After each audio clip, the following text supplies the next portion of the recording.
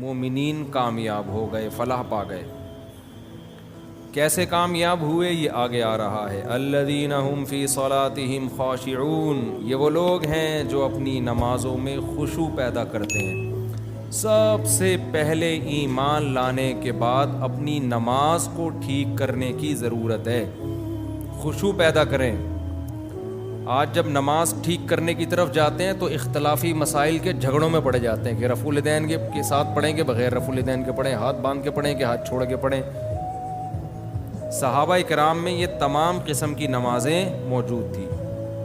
رفع الیدین سے پڑھنے والے بھی تھے, اور امام بخاری کے شاگرد امام ترمذی کہتے ہیں رفع الیدین سے نہ پڑھنے والے بھی بہت سارے صحابہ تھے. امام ترمذی کا بیان ہے ترمذی میں, اور روایات سے بھی ثابت ہے. تو ان لوگوں میں زور سے آمین بھی تھی, آہستہ آمین والے بھی تھے, رفع الیدین والے بھی تھے, بغیر رفع الیدین والے بھی تھے. لیکن ان کی نمازوں میں چاہے رفع الیدین کے ساتھ ہو یا بغیر رفع الیدین کے ہو, خشوع و خضوع سب میں مشترک تھا. آج رفع الیدین کرنا یا نہ کرنے کے پھڈے تو بہت پتہ ہوتے ہیں, نماز سے خشوع کیا ہے, شارٹ ہے. تو ہماری نمازیں تو چاہے بغیر رفع کے پڑھیں یا رفع کے ساتھ پڑھیں, قبول مجھے لگتا ہے کہ نہیں ہو رہی. صحابہ میں ایسے بھی تھے جو ہاتھ چھوڑ کے نماز پڑھتے تھے. امام مالک کا یہی رائے ہے کہ ہاتھ چھوڑ کے پڑھنی چاہیے. تو ہر ایک کے اپنے دلائل ہوتے ہیں, تو ان میں الجھانے والے بہت ہیں, نماز میں خشوع پیدا کرانے والے کم ہیں. یہ اہل اللہ کی صحبت سے آتی ہے یہ چیز. جب اللہ والوں میں اٹھیں گے, بیٹھیں گے, رہیں گے, خوب سمجھ لو کچھ چیزیں تقریروں سے نہیں آتی, اہل اللہ کے پاس رہنے سے آتی ہیں. پہلے زمانے میں اس کی بڑی ویلیو تھی کہ اس کا شیخ کون ہے, کس کی صحبت اس نے اٹھائی ہے. آج یہ چیزیں مارکیٹ میں ان کی ویلیو ختم. کہتے ہیں بزرگ لیس, کوئی بابا شابا کوئی بزرگ ہے ہی نہیں. اس کا نقصان کیا ہوا, نمازوں سے خشوع ختم. صحابہ نے نبی کے ساتھ نمازیں پڑھی ہیں, ان کے ساتھ وقت گزارا ہے. تابعین نے صحابہ کے ساتھ کیسے نمازیں پڑھا کرتے تھے, پھر تبع تابعین نے تابعین کے, یہ سلسلہ سند متصل کے ساتھ آج تک چلا آ رہا ہے. اگر آپ دین کسی سے پراپر سیکھتے نہیں ہیں, اس کی صحبت میں نہیں رہتے, تو آپ کی صرف کتابی عالم بن جاؤ گے. اور کتابی عالم خشکا ہوتا ہے, اس میں خشوع و خضوع نہیں ہوتا, خشک ہوتا ہے. وہ اسی علم کے ذریعے آگ لگا دیتا ہے فرقہ واریت کی, فتنہ پھیلا دیتا ہے. وہ لوگوں کو دین کے قریب کرنے کے بجائے دین سے دور کر دیتا ہے. ابھی غیر مسلم مسلمان ہوئے چند دن پہلے, ہندو تھے, پوری فیملی مسلمان ہوئی الحمدللہ. تو مجھے کہنے لگے کہ ہم اسلام لانے سے پہلے دیکھ رہے تھے یوٹیوب پہ, ہم بہت سے اسکالرز کو سن رہے تھے کس کے ہاتھ پہ مسلمان ہوں. افسوس کے ساتھ کہنا پڑتا ہے کہ یوٹیوب پہ غیر مسلم لوگ کہتے ہیں, میں نہیں کہہ رہا, کہ ایسے لوگ بہت ملیں گے جو مزید کنفیوژن میں ڈال رہے ہیں ہمیں, مزید کنفیوژن, ایک دوسرے کی ٹانگیں کھینچنے میں. یہ ایسا, اس کی نے کتاب میں یہ لکھا, اس نے کتاب میں یہ لکھا, اس نے یہ جواب دیا, اس نے یہ جواب دیا. خالصتاً مثبت انداز سے کام کرنے والے وہ معدوم ہیں, کالعدم ہیں. تو غیر مسلم کیا سوچے گا یار, یہ کیا تباہی پھیلائی ہوئی ان لوگوں نے, کیا کر رہے ہیں یہ. باہر مسائل, باہر بھی یہی ہے کہ انگریز مسلمان ہوتا ہے تو وہ ایک عجیب عذاب میں آ جاتا ہے, وہ ادھر ٹانگیں کھینچ رہا ہے, اور ہر آدمی کہتا ہے میں ہوں جو قرآن و حدیث بیان کر رہا ہوں. بس جو تمہیں اسلاف سے ہٹا رہا ہے, قرآن و سنت کی وہ تشریح کر رہا ہے جس میں تمہیں اپنا محتاج بنا رہا ہے, اتحاد کا لیبل لگا رہا ہے, لیکن امت میں پھوٹ ڈال رہا ہے. جو اسلاف کی دعوت دے گا وہ حقیقی دعوت, نام رکھنے سے نہیں کہ میں سلفی ہوں یا میں دیوبندی ہوں یا اہل حدیث ہیں, جو بھی ناموں میں کچھ بھی نہیں رکھا, عملاً پتہ چلتا ہے, عملاً پریکٹیکلی ہو کیا رہا ہے کہ اس کے پاس بیٹھنے سے علماء کی محبت کم ہو رہی ہے یا بڑھ رہی ہے. بڑھ رہی ہے, اس کا مطلب صحیح ہے. نفرت پیدا ہو رہی ہے, سب سے بدگمانیاں ہو رہی ہیں, یہ ٹھیک نہیں ہو سکتا. تو غیر مسلم اسلام قبول کرتے ہوئے میں نے کئی کو تو نہیں کہہ سکتا, چند ایسے غیر مسلم دیکھے جو واپس کنورٹ ہو گئے کفر میں. اسلام لائے, تبلیغ جماعت میں وقت لگایا, نمازوں میں خشوع پیدا ہو. انہوں نے مجھے خود بتایا کہ جو باقی رہ گئے تھے نا, انہوں نے بتایا, کہہ رہے تبلیغ جماعت میں وقت لگایا, ہماری نمازوں میں خشوع, آخرت, ہمیں تو پتہ ہی نہیں تھا رفع الیدین کے, کچھ رفع الیدین کر بھی رہے تھے, کچھ نہیں بھی کر رہے تھے, ہماری صحت پہ کوئی اثر نہیں پڑ رہا تھا. ہم جیسے دیکھا عام مسلمانوں کو, ہم بھی لگ گئے اس میں. کہہ رہے جب ہم جماعت سے آئے تو پھر ہمیں جماعت المسلمین والے ٹکر گئے. انہوں نے کہا یہ سارے غلط ہیں, یہ حنفی کیا ہوتا ہے, شافی کیا ہوتا ہے, مالکیہ کیا, حنبلی کیا ہوتا ہے, یہ دیوبندی, یہ بریلوی, یہ اہل حدیث, یہ فلانا, اور لٹریچر لا کے جماعت المسلمین کو لازم پکڑو, صرف قرآن. کہہ رہے اتنے بڑے مسائل, ایک طرف یہ تھے, ایک طرف پوری دنیا تھی. کہہ رہے ہمارے بہت سے رشتہ دار واپس اسماعیلی بن گئے, آغا خانی بن گئے. تو میں یہ عرض کر رہا تھا صحابہ کرام میں قدر مشترک کیا تھی, ان کی نمازوں میں خشوع تھا, جو آج مارکیٹ میں شارٹ ہے. ہاتھ باندھنے میں بڑا اختلاف تھا صحابہ کرام کا. ہاتھ باندھنے میں خوب سمجھ لو, یہاں ہاتھ باندھنا سینے پہ, کوئی صحیح حدیث کسی کے پاس نہیں ہے. دعوے کرنے والے بہت ملیں گے, اور یہ جو احناف دعویٰ کرتے ہیں کہ ناف پہ ہاتھ باندھے جائیں گے, اس کے بارے میں بھی مرفوع روایت ہمارے علم میں کم از کم کوئی صحیح روایت موجود نہیں ہے, کسی کے پاس بھی نہیں ہے. اس بارے میں ہر مجتہد نے اجتہاد کیا ہے, 2-3 حدیثوں کو جمع کر کے اپنی رائے قائم کرنے کی کوشش کی ہے. امام ابو حنیفہ کا اپنا ایک انداز ہے, انہوں نے 3-4 روایات کو جمع کر کے ایک کیفیت وضع کی ہے. امام شافعی کا اپنا انداز ہے, انہوں نے ایک روایت کو فوکس کیا, اس روایت کے مطابق فتویٰ دیا. تو جو اس میں جزم کے ساتھ کہتا ہے نا یہ طریقہ صحیح ہے باقی غلط ہیں, وہ 100% غلط کہہ رہا ہے. تو دعوے کرنے والے آپ کو بہت ملیں گے, اور ان لوگوں میں سب سے بڑا عیب یہ ہے کہ جب یہ دعویٰ کرتے ہیں نا, ہم کیا کرتے ہیں, کسی نے دعویٰ کیا نا یہ صحیح حدیث ہے, ہم کیا کرتے ہیں نیچے کمنٹس میں حدیث کا ضعیف ہونا ثابت کرتے ہیں ڈسکرپشن میں کہ دیکھو یہ غلط کہہ رہا ہے. وہ کمنٹ کیا کر دیتے ہیں, اڑا دیتے ہیں. اس کا مطلب اندھی تقلید کون کر رہا ہے, آپ کر رہے ہیں کہ اس کی سن رہے ہیں, نیچے ڈسکرپشن میں کوئی اگر اس کا جواب دے رہا ہے تو وہ کیا کر رہے ہیں, اڑا رہے ہیں.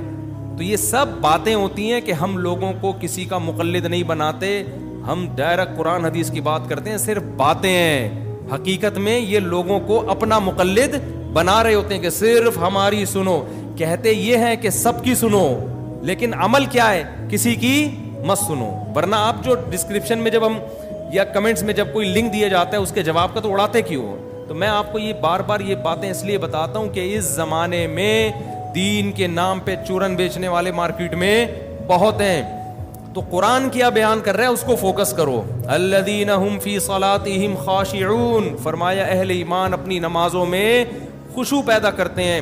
والذین هم عن اللغو معرضون, جو کامیاب لوگ ہیں وہ لغو سے اعراض کرتے ہیں.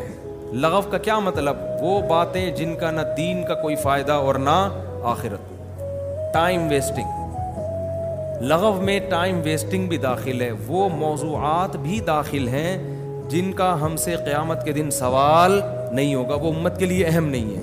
آپ اہم چیزوں کو چھوڑ کر غیر اہم میں لگ جاؤ, یہ بھی لغویات ہے. میں نے اپنے شیخ مفتی رشید احمد صاحب رحمہ اللہ کی صحبت میں 7-8 سال لگائے, بالکل چپک کے ایسے. نماز بھی 3 سال پڑھائی میں نے. ہفتے میں 1 دن ہم گھر میں آتے تھے. کتنے بڑے اللہ والے بزرگ تہجد میں اتنی لمبی لمبی نمازیں پڑھتے تھے, روتے تھے. اللہ نے علم اتنا دیا تھا. کئی سال صحیح بخاری پڑھائی انہوں نے دارالعلوم کرنگی میں. حضرت مفتی تقی عثمانی صاحب جو اتنے بڑے عالم جن کے ائمہ حرمین قدر کرتے ہیں, عزت دیتے ہیں, یہ ہمارے شیخ مفتی رشید احمد صاحب کے شاگرد ہیں. 7 سال پڑھا ہے انہوں نے حضرت سے. فتوے کا کام مفتی رشید احمد صاحب رحمہ اللہ نے حضرت اقدس, حضرت مفتی تقی عثمانی صاحب اور حضرت مفتی رفیع عثمانی صاحب کو سکھایا. کتنے بڑے عالم. میں نے 7-8 سال میں ایک مرتبہ بھی یزید کا مسئلہ ان کی زبان سے نہیں سنا. نہ جنگ جمل سنی, نہ جنگ صفین سنی, نہ یہ سنا کہ ان دونوں میں کون حق پر تھا کون باطل پر تھا. پریکٹیکل کام. جو کسی نے پوچھا بھی حضرت یزید, انہوں نے کہا بھائی تم سے قیامت کے دن یزید کے بارے میں سوال نہیں ہوگا. قرآن جگہ جگہ کہہ رہا ہے تلک امۃ قد خلت, یہ لوگ تھے گزر گئے, لہا ما کسبت ولکم ما کسبتم, انہوں نے جو کیا ان کو قیامت میں اس کا بدلہ مل جائے گا. اچھا کیا اچھا ملے گا, برا کیا لعنت ہوگی ان کے اوپر. وَلَكُمْ مَا كَسَبْتُمْ, اللہ تم سے تمہارے عمل کے بارے میں پوچھے گا, تم کیا کر رہے ہو. اپنا عمل زیرو, اور تقریریں دیکھو یار بیٹھ کے. تو لغویات میں یہ بھی داخل ہے, جس چیز کا آپ کی پریکٹیکل لائف سے تعلق نہیں ہے, اپنے آپ کو ان چیزوں سے بولو بچاؤ. آپ ڈائری بناؤ, یار میں فجر کی نماز تکبیر اولا سے پڑھتا ہوں, میں ظہر پڑھتا ہوں, میں عصر پڑھتا ہوں, میں مغرب پڑھتا ہوں, میں عشاء پڑھتا ہوں, میں اپنے ماں باپ کے ساتھ اچھا سلوک کرتا ہوں, میں نے بہنوں کی وراثت ان کے حوالے کی ہے, میں حرام تو نہیں کما رہا, میں تجارت میں جھوٹ تو نہیں بول رہا, میں تہجد پڑھتا ہوں, میں تلاوت کتنی کرتا ہوں, میں دین کو دنیا میں غالب کرنے کے لیے کیا کر رہا ہوں. تو آج آپ کو جس کے پاس بیٹھو گے نا وہی باتیں شروع کر دو گے. پنجاب میں حیات ممات کے مسئلے میں اتنا الجھے ہیں لوگ, اتنا الجھے ہیں کہ اچھے ایک جماعت کے طلبہ آپس میں لڑ پڑے ہیں. سارے مسائل ایک جیسے, ایک مسئلے میں اختلاف, اور وہ جو گالم گلوچ اور اتنا زیادہ آپس میں تماشا بنا ہے کہ آپ الامان والحفیظ. تو والذین هم عن اللغو معرضون کا مطلب کیا ہے؟ وہ تمام چیزیں دیکھو.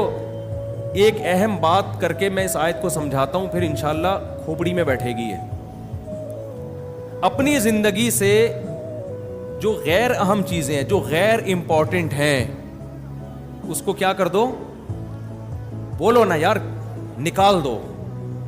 امپورٹنٹ کی ڈیفینیشن کیا ہے, یہ بڑا اہم مسئلہ ہے. ہم نے ایک دفعہ ورکشاپ کروائی نا ٹائم مینجمنٹ کی, اللہ سلیمان احمد صاحب کو جزائے خیر دے, بڑے زبردست آدمی ہیں. یہ امپورٹنٹ کی ڈیفینیشن انہوں نے ہمیں بتائی, بہت خاندانی ڈیفینیشن بتائی. حکمت کی بات جہاں سے لو, لے کے آگے پارسل کر دو. تو جو ان کا اسٹائل تھا اسی اسٹائل سے میں بھی پوچھ رہا ہوں. ہم نے پھر ورکشاپ میں نے خود کروائی, تو میں نے اس میں پوچھا کہ امپورٹنٹ کی ڈیفینیشن کیا. ہمیں امپورٹنٹ کام کرنے چاہیے, جو غیر امپورٹنٹ ہیں ان کو زندگی سے نکال دینا چاہیے. اب امپورٹنٹ کی ڈیفینیشن کیا ہے؟ اب ہم جب لوگوں سے پوچھتے ہیں بہت اہم, موسٹ امپورٹنٹ, اس کو امپورٹنٹ کہتے ہیں, ٹھیک ہے نا. بہت اہم کام جو بہت ضروری ہو. ابھی یہ تو ضروری امپورٹنٹ, یہ تو آپ الفاظ بدل رہے ہیں نا. امپورٹنٹ کی ڈیفینیشن یہ ہے کہ آپ کا جو ہدف ہے نا, جو چیز آپ کو اس ہدف میں پہنچانے کا ذریعہ بنے, وہ کام امپورٹنٹ ہے. اور جو اس ہدف تک سے روکنے کا ذریعہ بنے وہ نقصان دہ آپ کے لیے. وہ کیا ہے؟ وہ جو وہاں تک روکنے کا ذریعہ بنے نا, وہ کیا ہے؟ جو اس میں نقصان کا ذریعہ بنے ہدف تک پہنچانے کا, وہ غیر امپورٹنٹ ہے. اب دیکھو, آپ کے پاس ٹائم کم ہے, زندگی محدود ہے, آپ کا ایک ہدف ہے اللہ کی رضا. مسلمان کا اصل ویژن کیا ہوتا ہے؟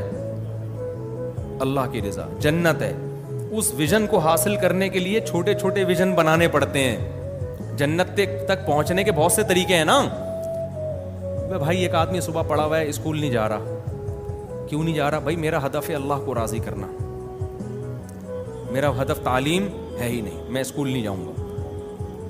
اس کو بولو کما کے لا, کہہ رہا ہے میں کماؤں گا نہیں. میں کمانے کے لیے پیدا نہیں ہوا, میں کس کے لیے پیدا ہوا ہوں؟ اللہ کے لیے. بعض لوگ ایسے اللہ کا لفظ بڑھ کے نا بول رہے ہوتے ہیں. یہ میں اللہ کا لفظ اس لیے بولتا ہوں, ایک پرویزی تھا منکر حدیث, ہم جب بھی اس کے پاس جاتے نا ہمیں الو بنا رہا تھا. وہ کہہ رہا ہے ہم قرآن کو مانتے ہیں, قرآن کو. تو یہ اللہ کا لفظ بڑے جلال سے بولتا تھا, ایک دم ہمارے دل دہل جائیں گے, یا تو بڑا نیک آدمی ہے. تو رب العالمین نے فرمایا. تو یہ نا منہ بھر بھر کے ٹوپیاں بہت کراتے ہیں. تو خیر, تو اب وہ نہ پوستی آدمی, نہ وہ اسکول جا رہا ہے, نہ وہ کالج جا رہا ہے, نہ وہ ایجوکیشن میں بڑھ رہا ہے آگے, نہ وہ کم بخت بزنس کی طرف توجہ دے رہا ہے. جب اس سے پوچھا جائے, کہہ رہا ہے میرا ہدف بزنس ہے ہی نہیں. لوگ کہتے ہیں بھائی کم بخت تیری شادی کیسے ہوگی جب تو کمائے گا نہیں, کھائے گا نہیں. تو کہہ رہا ہے میرا ہدف شادی نہیں ہے, میرا ہدف ہے اللہ کی رضا. صحیح کہہ رہا ہے غلط کہہ رہا ہے؟ الو بنا رہا ہے. ابے اللہ کی رضا کے لیے تو دنیا میں کچھ کرنا تو پڑے گا نا. یوسف علیہ السلام نے مصر کی وزارت قبول کی, کس کے لیے؟ اللہ کی رضا کے لیے. بادشاہ بن گئے مصر کے, کس کے لیے؟ اللہ کے لیے.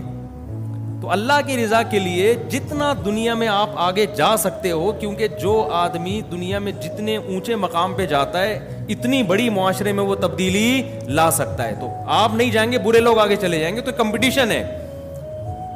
تو کچھ تو کرنا ہے نا, تو اس کو وہ ایک ہدف بنانا پڑے گا آپ کو. یار میں نے یہ کرنا ہے تاکہ میں اس کے ذریعے کس کو خوش کر سکوں, اللہ کو. آپ ڈاکٹر بننے کو ہدف بناتے ہو, یار میں لاکھوں لوگوں کی جان بچا لوں گا, اس سے اللہ تعالیٰ کیا ہو جائے گا, خوش ہو جائے گا. کماؤں گا بھی پیسہ. ڈاکٹر کے پریشان ہو جاتے ہیں کہ صرف اللہ کے لیے کریں, پیسے نہ لیں. تو بھائی پیسے بھی لیں آپ, پیسہ کمانا بھی ہدف ہو سکتا ہے, مالدار بننا بھی ہدف ہو سکتا ہے. مالدار بنوں گا اللہ کے لیے. مالداروں کے الگ فضائل حدیث میں, وہ ابھی ٹاپک ادھر چلا گیا تو بات لمبی ہو جائے گی. تو آپ نے ایک ہدف بنایا کہ یہ میرا اصل ہدف ہے, اور الٹیمیٹ ویژن کیا ہے, آخرت. تو وہ ہر وہ چیز جو آپ کو اس ہدف تک جانے تک روکے, وہ آپ کے لیے کیا ہے, لغو ہے. قرآن کیا کہہ رہا ہے, والذین هم عن اللغو, وہ غیر امپورٹنٹ ہے, وہ لغو ہے. قرآن کہہ رہا ہے یہ لغویات سے بچتے ہیں. تبھی ہم نے ڈاکٹروں کو نہیں دیکھا یزید کے پھڈے میں پڑھتے ہوں, MBBS میں ایجوکیشن حاصل کر رہے ہوں, اور کوئی ان کو تقریر سنا, یار تو یزید کا مسئلہ ذرا حل کر کے بتا, یار بنو امیہ کے بارے میں رپورٹ پیش کر. وہ کہے گا بھائی کل میرا پیپر ہے, میرے ابا نے مجھے باہر بھیجا ہوا ہے رشیا میں, یونیورسٹی میں پیسے خرچ کیے ہوئے, میں اس میں فیل ہو گیا نا, میں جہنم میں بہرحال چلا جاؤں گا, یزید جائے نہ جائے. تبھی وہ پڑھ بھی لیتا ہے. اور اگر وہ میڈیکل کالج میں ایجوکیشن کے دوران بنو امیہ کے پکھیڑے لے کے بیٹھ جائے, جیسے بعض لوگ یوٹیوب پہ بنو امیہ سے ان کو ایسی چڑ ہو گئی ہے کہ اچھے کام بھی غلط اور غلط تو ویسے ہی غلط, امت کو اسی میں الجھا دیا. تو پھر آپ مجھے بتاؤ کہ وہ پڑھ لے گا؟ وہ کبھی بھی نہیں پڑھ سکتا. آپ اسے کہو گے بھائی اپنی تعلیم کو فوکس کرو, تو خوب سمجھ لیں جب تعلیم کو فوکس کرے گا نا, تو فوکس کرنے کے بعد بھی نہیں پھڈے میں ڈالا جائے گا اس کو, اس لیے کہ آگے اس سے بھی بڑے بڑے اہداف آپ کے سامنے موجود ہیں. تو اس لیے قرآن کہہ رہا ہے وہ تمام چیزیں جو آپ کو عملی تبلیغ میں سنا, کبھی ریونڈ میں کبھی سنا آپ لوگوں نے, تبلیغ جماعت میں حاجی عبدالوہاب صاحب نے 3 گھنٹے کا بنو امیہ پہ بیان کیا ہو, کبھی سنا؟ تبلیغی اجتماع 3 دن کا ہوتا ہے, 3 گھنٹے کے بیانات بھی ہوتے ہیں. کبھی سنا کہ انہوں نے بنو عباس بنو امیہ کے بارے میں رپورٹیں پیش کی ہوں اور کیڑے نکالے ان میں بیٹھ کے؟ ان کو پتا ہے بھائی جو ہدف ہے اس سے کیا ہو جائیں گے, رہ جائیں گے.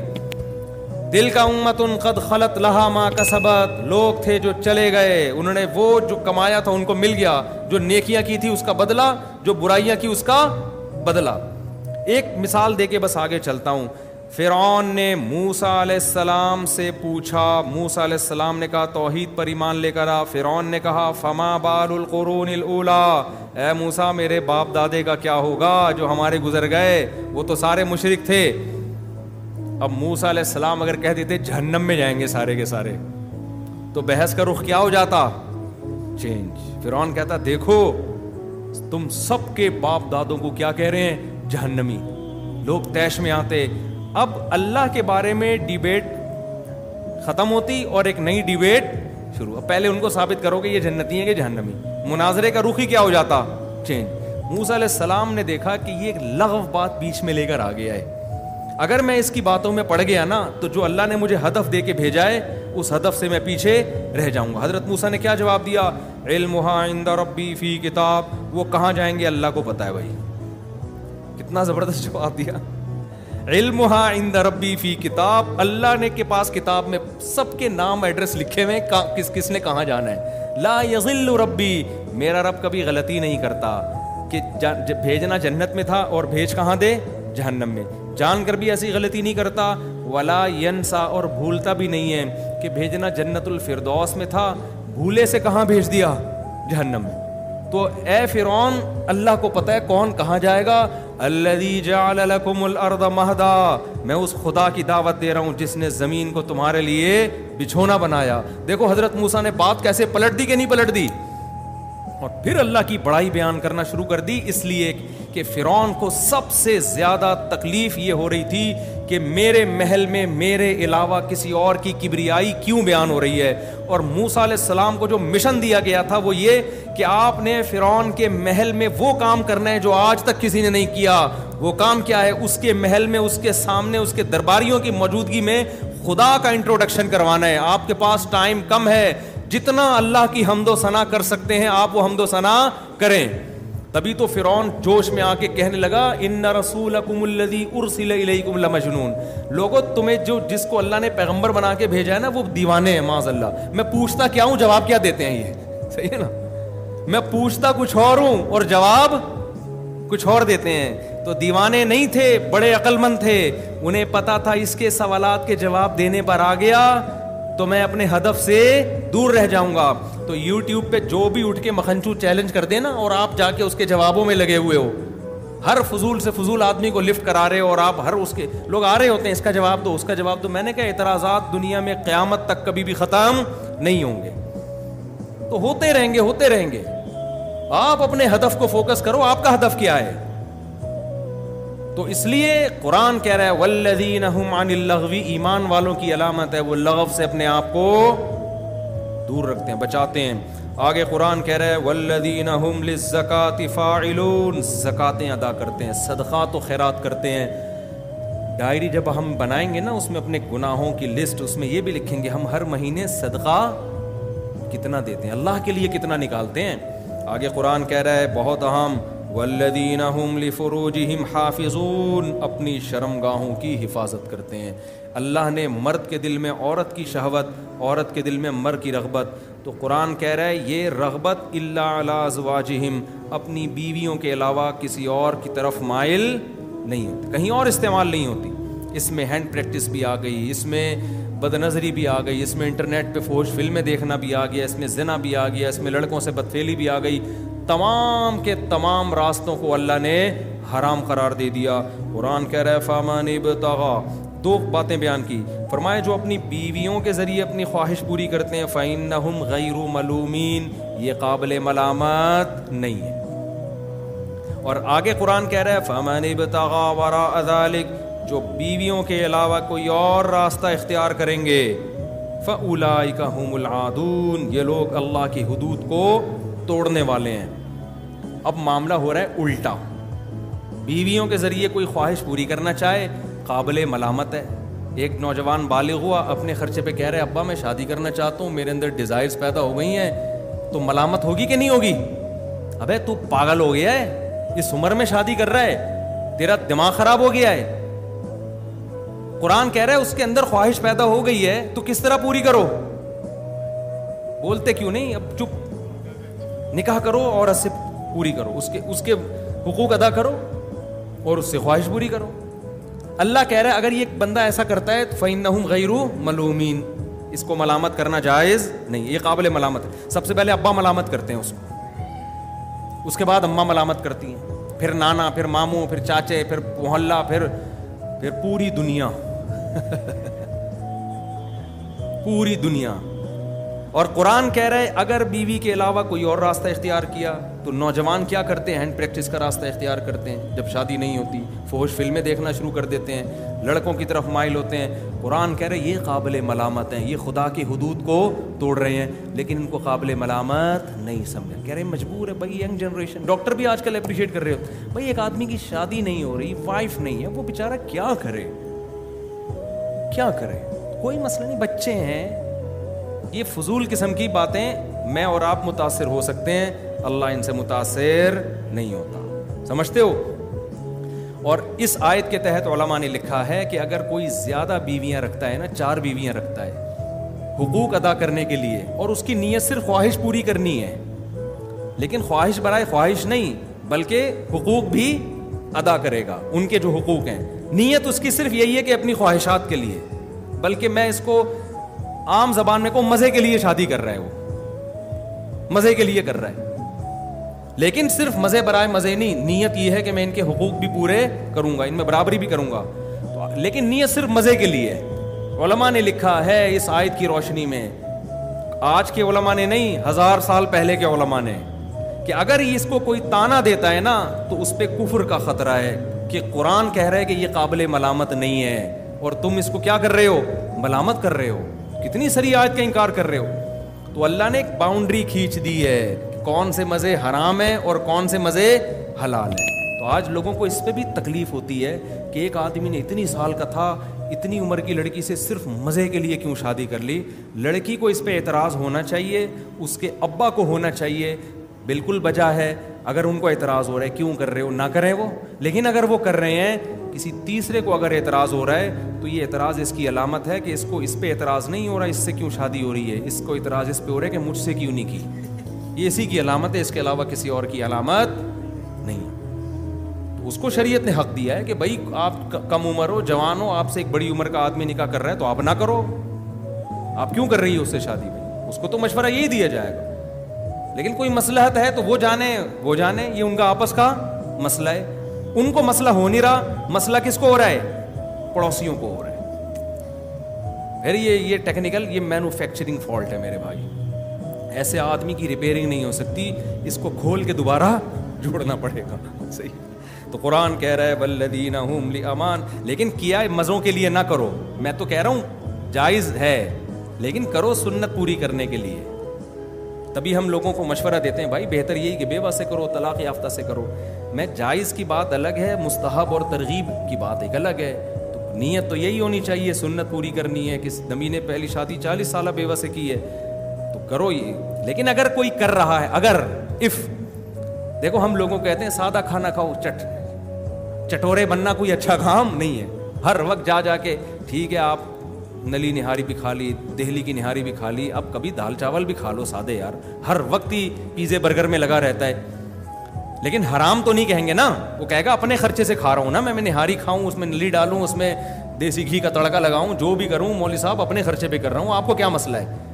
تو ترغیب ایک الگ بات ہے کہ یار کبھی سادہ غذائیں کھایا کرو. ہر وقت چٹخارے کی چکر میں رہنا شریف آدمی بے زیب نہیں دیتا. تو اسی طرح شادیوں کے معاملے میں بھی ہم کہتے ہیں بھائی بیوہ سے کر لو, طلاق یافتہ سے کر لو. لیکن اگر کوئی اپنے خرچے پہ کر رہا ہے, ٹھیک ہے نا, کسی اور سے کر رہا ہے تو وہ اس کا ذاتی مسئلہ ہے, قابل ملامت بہرحال نہیں ہے. آگے اللہ فرماتے ہیں اولئک هم والذین هم لاماناتهم وعهدهم راعون. یہ بڑی مشکل شرط ہے.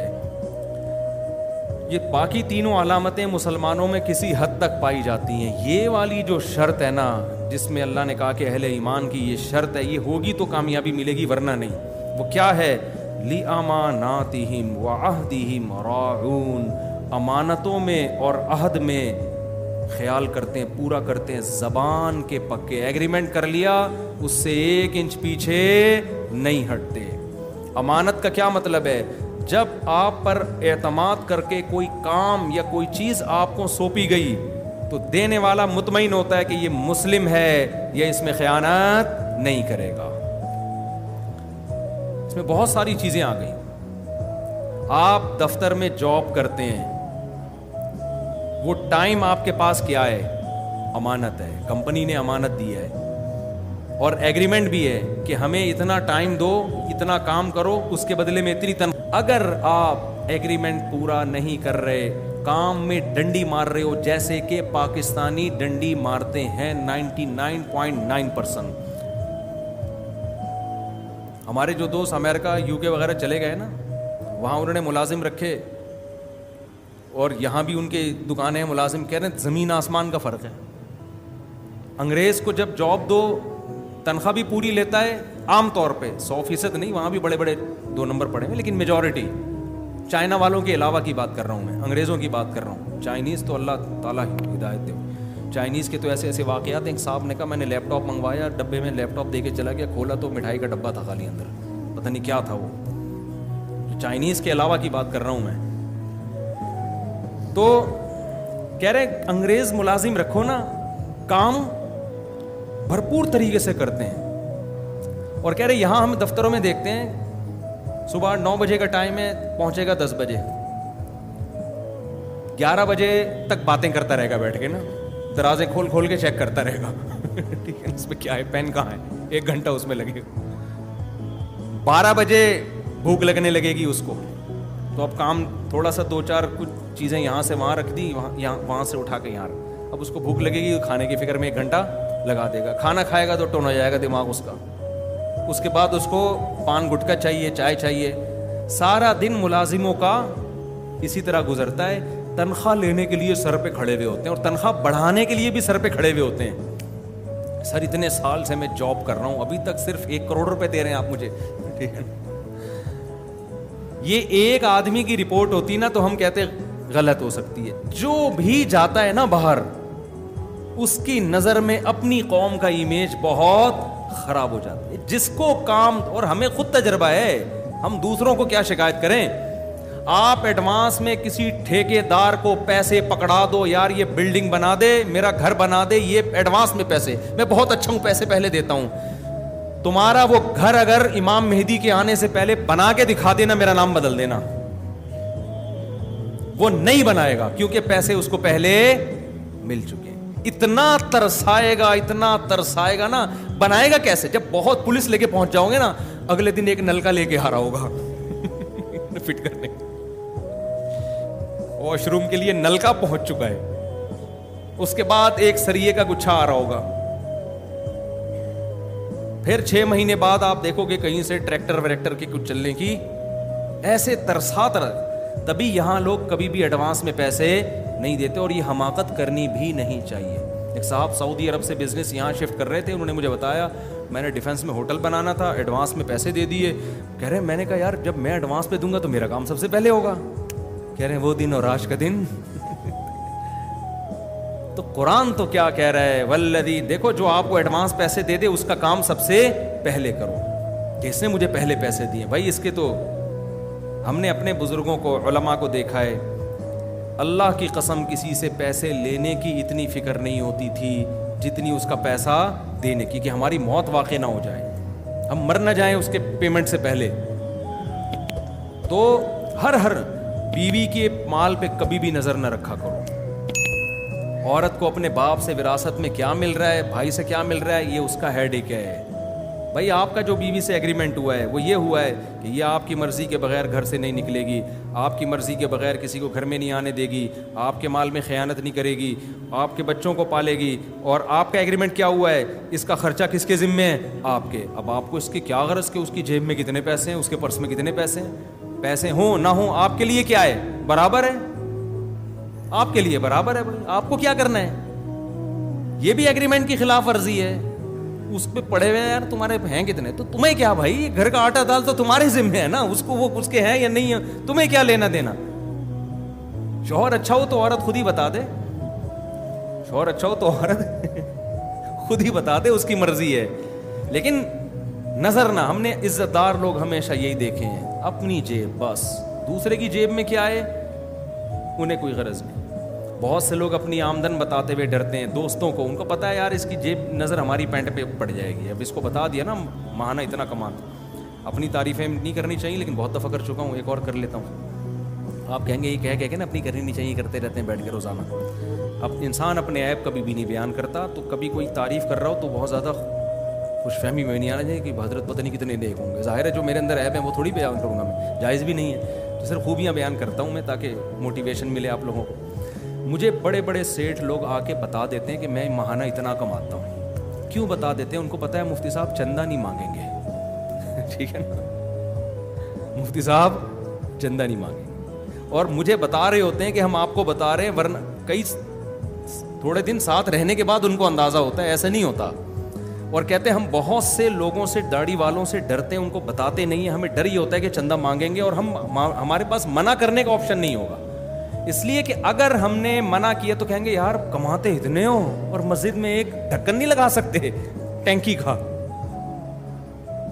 تو بھائی چاہے دینی معاملہ ہو یا دنیا داروں کو بھی لوگ نہیں بتاتے, دوستوں کو نہیں بتاتے. ان کو پتا ہے اگر میں نے بتا دیا اپنے دوست کو تو یہ آ جائے گا پیسے مانگنے کے لیے, یہ آ جائے گا. اور ہم پہلے یہ حماقت کر چکے ہیں. میرے والد صاحب کی وراثت ملی تھی, میرے پاس بڑا پیسہ آ گیا تھا, میں نے بتا دیا جا کے میرے پاس اتنے پیسے ہیں. الحمدللہ تھوڑے دنوں میں اللہ کا بڑا فضل ہوا, زیرو پہ آ کے کھڑا ہو گیا تھا. میں جس کو بتاتا تھا وہ آ کے کہتا تھا یار یہ کاروبار کے لیے چاہیے. بھائی کیسے تھے یار, ابھی تو خود بولا ہے آپ نے اتنے ہیں. اس میں داڑھی والے بھی تھے, بغیر داڑھی والے بھی تھے, نیک بھی تھے, برے بھی تھے, اور بانٹ بوٹ کے بالآخر زیرو پہ آ کے وہ اللہ نے پھر دوبارہ الحمدللہ اللہ کا دیا بہت کچھ ہے. تو الحمدللہ پھر لوگ مجھے کہتے تھے یار آپ کے پاس بزنس کا تجربہ ہے.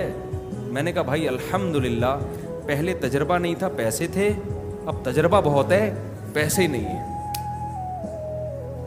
اب بزنس کا میں نے کہا میرے پاس 10 سال کا تجربہ ہے. کپڑے کا بزنس میں نے کیا, آلو پیاز کا بزنس میں نے کیا. ایسے نہیں کہ ریڑیوں پہ, وہاں سے سبزی منڈی سے آلو پیاز ہول سیل پہ آم کے پیٹیاں کا بزنس، 5 پتہ نہیں کتنا کتنا آم اٹھاتے تھے ہمارے نا، ہم لوگ ہمارے جو ملازم رکھے ہوئے تھے، آم کا بزنس ہم نے کیا ہے، پراپرٹی کا ہم نے کیا. میں نے کہا کون سا بزنس ہے جو میں نے نہیں کیا ہو بھائی، تجربہ بہت ہے، پیسہ سارا اس گاڑیاں پرانی خرید کے بیچنا، بائکیں پرانی خرید کے بیچنا، سارے بزنس ہم نے کیے ہیں میرے بھائی. تجربہ تو کہہ رہے کیا تجربہ؟ میں نے کہا تجربہ یہی ہے کہ اپنی پینٹ میں جو پیسے رکھے ہوئے ہیں اس کو کسی کو کبھی بھی مت دو، یہ تجربہ ہے. جو بزنس کرنا ہے خود ہی ریڑی لگا لو، ٹھیلے پہ بیچ دو. کسی کو ریڑی خرید کے بھی دی نا ٹماٹر کی، وہ ریڑی والا بھی تمہیں کما کے نہیں دے گا، خوب سمجھ لو. شروع میں جو اگر کما کے دے رہا ہے، بہت خطرناک آدمی ہے یہ اس لیے دے رہا ہے کہ یہ بیٹا بڑا ہاتھ مارنا چاہتا ہے. یہ کہہ رہے ہیں ان سے 8-10 لاکھ روپے لے لیے، یہ کیا ہے 10 کروڑ نکلواؤ، تو شروع میں لا کے دیتا رہے گا روزانہ. میرے ساتھ تو یہی ہوا ہے نا، روزانہ اتنا پروفٹ آ رہا تھا. میں کہتا تھا یار اس سبزی والے سے، بھائی تو روز اتنا پروفٹ دیتا ہے، کل دے دے. کہہ رہا ہے یار مفتی صاحب کسی کے پیسے میری جیب میں ہوں، مجھے نیند نہیں آتی، کیونکہ میں سید ہوں، مجھے نیند نہیں آتی. کہتا تھا سید ہوں، پتہ نہیں تھا کہ نہیں تھا. تو میں نے کہا یار صبح دے دوں، رات کو 12 بجے آ کے گیٹ کھٹکھٹا رہے. او بھائی صبح دے دینا یار، سونے کا ٹائم ہے. نہیں بھائی مجھے نیند نہیں آئے گی. کیسا اعتماد، آتے آتے ہم نے بھی دیتے رہے. ایک دن ماشاء اللہ خیر یہ کہاں سے کہاں بات چلی گئی. تو والذین هم لاماناتهم وعهدهم راعون، قرآن کہتے ہیں اپنی ایگریمنٹ کی مخالفت نہیں کرتے. مسلمان مالی معاملات میں ایک نمبر ہوتا ہے، لوگوں کی جیبوں پہ نظر نہیں رکھتا. آپ کا دوست، آپ کا بھائی اگر یہ بتاتے ہوئے ڈر رہا ہے نا کہ میری کتنی آمدن ہے، یہ آپ کے خراب ہونے کی علامت ہے. کس کے خراب ہونے کی علامت؟ آپ کے. لوگ مجھے کہتے ہیں ہمارا بھائی بتاتا نہیں کتنے کماتا ہے، تو میں کہتا ہوں اس کو آپ پر اعتماد نہیں ہے. یہ اس کے خراب ہونے کی نہیں، یہ کس کے؟ یہ آپ کے خراب. اس کو پتہ ہے بتا دیا تو پھر یہ لوٹنا کھسوٹنا شروع کر دیں گے. خیر جلدی سے ہم چلتے ہیں آگے. قرآن کہتا ہے اپنے ایگریمنٹ کو پورا کرتے ہیں، پھر قرآن ریپیٹ کرتا ہے والذین هم علی صلواتہم یحافظون، اپنی نمازوں کی حفاظت کرتے ہیں. نماز کو 2 دفعہ ریپیٹ کیا قرآن نے.